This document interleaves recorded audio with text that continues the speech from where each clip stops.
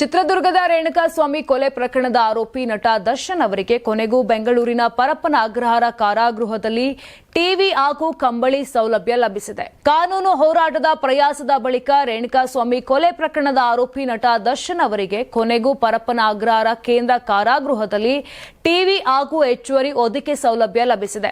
ಇನ್ನು ನಿಯಮಾನುಸಾರ ದರ್ಶನ್ ಅವರ ಸೆಲ್ಗೆ ಚಿಕ್ಕ ಒಂದು ಟಿವಿ ಹಾಗೂ ಕಂಬಳಿ ನೀಡಲಾಗಿದೆ.